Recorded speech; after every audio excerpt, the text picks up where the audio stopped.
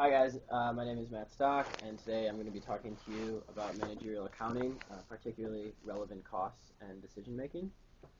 So, as a firm, there will be like certain situations where you're going to want to kind of figure out, what costs are relevant and what exactly to do, such as when you're dropping products or departments, when you're outsourcing production, when you're thinking of maybe having doing a special order, especially if you're in like manufacturing or something, um, or and then kind of like what products to do, your product mix, and then also finally further processing. So whether to kind of sell it as is or to process it further. And so these are all situations where you're going to have to look at your sales and your variable costs and your contribution margin and really figure out what's relevant to the decision, especially in the short term versus the long term. And today we're really going to be talking about the short term.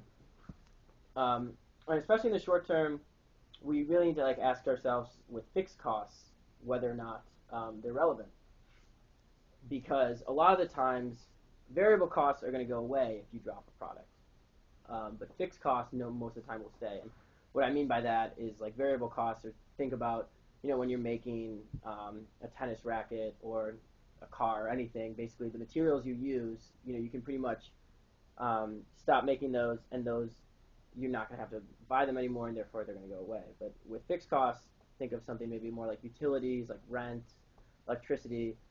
A lot of those times those are contracts or year subscriptions and things like that, where they're not just going to go away even if you drop that product.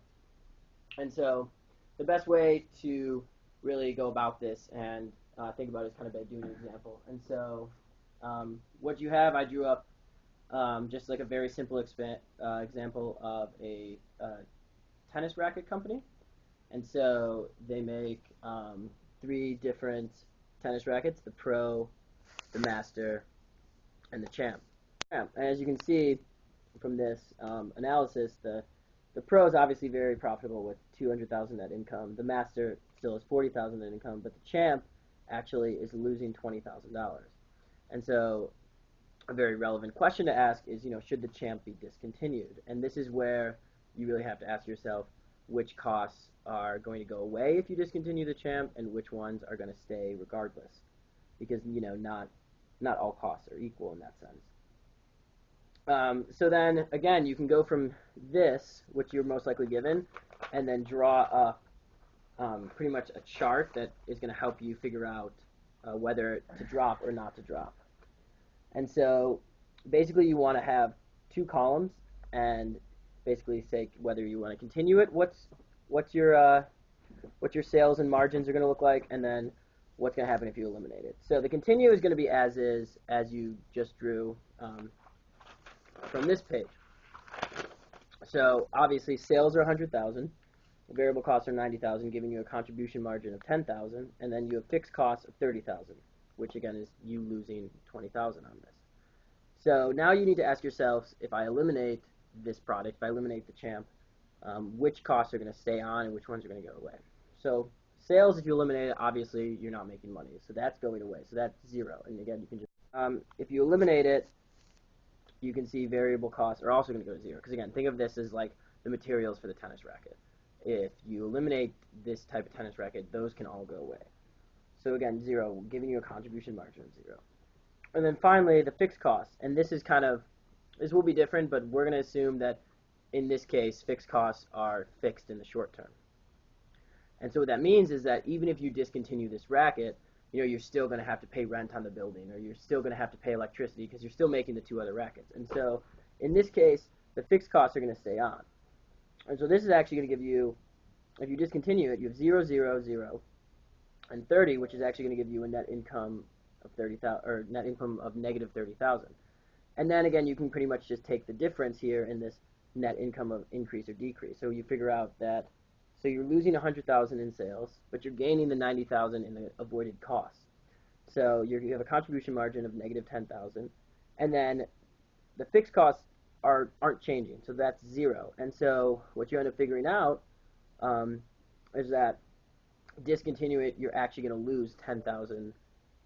And so you're going from losing 20,000 to losing 30,000. And it's kind of the paradox here, which is basically that you're losing money on this racket, and yet you'll lose more money by discontinuing it. So actually, you should you should continue to lose money, at least for the short term. And again, these decisions are going to change if you're talking about the short term versus the long term, and those are even somewhat ill-defined, and you can kind of figure that out company by company. But basically, what you really need to some costs are going to be fixed and therefore not go away if you discontinue a product or outsource, or another time where you might want to change up. So as you can see, in this case, you would not want to drop the champ.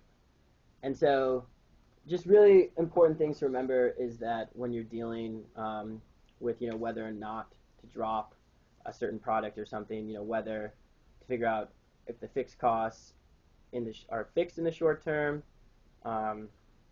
whether or not the variable costs are going to go away, and in that case they mostly will. Sales are obviously going to go away, and then again, kind of do that chart similarly like I just showed to basically see whether or not it's going to be more profitable for you to discontinue this or not.